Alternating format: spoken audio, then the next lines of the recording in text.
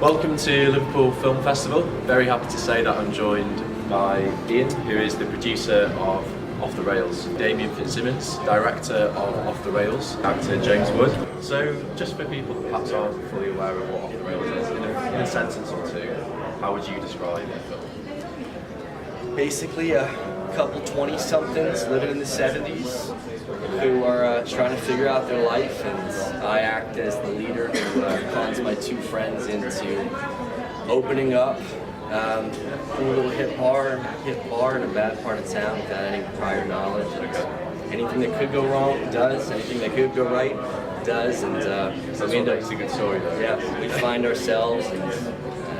You're actually probably a little bit different than most of the directors we speak to. You're actually from Liverpool. So how does it feel to be back? So I live in the US, but I'm from Liverpool, and it feels really good.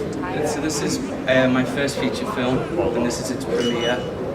The first short film I ever did played at Crosby just down the road. Okay. So it feels like it's nice. It's I guess really it must be nice for you to have the opening in your hometown. It's great, yeah. So a lot of family coming out today, and they're all mad. But yeah, no, it feels really good, and actually, it's a great festival. I've seen some great films while I've been here, so I feel like I'm in good company. You know, Mark was our executive producer many years ago with one of his best friends growing up, Steve, who's also here today.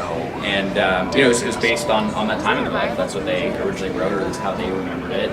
Centered around them and one of their closest friends growing up, who's passed since. And they approached Damian with it probably 6 years ago now.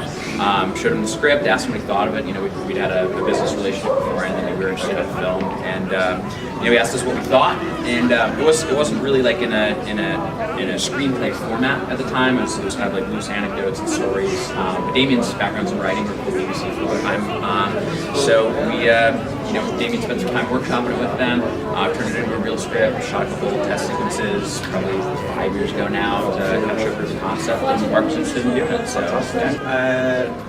this was a low budget movie, so we didn't have the luxury of moving too far. So the town that we lived in 10 years ago had much more older structures, and it's kind of sort of expanded, and so that was a challenge, was to find places that were from the 70s.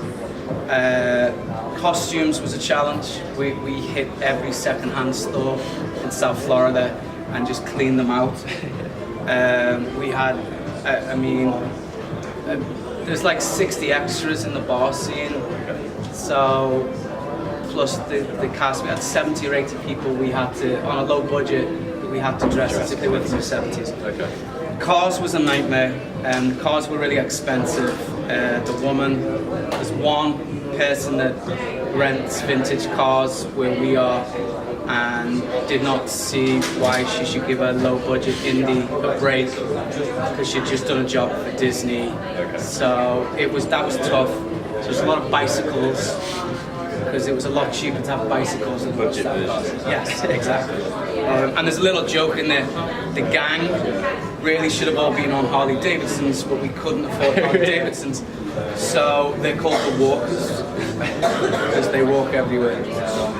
Well, I'm sure it's going to look fantastic. Yeah, no, it's a really good looking film. So yeah, I just want to say thanks so much for being in Liverpool. Awesome. It's been a very proud moment for yourself. So, yeah. Thanks a lot, Oliver. Have a nice day.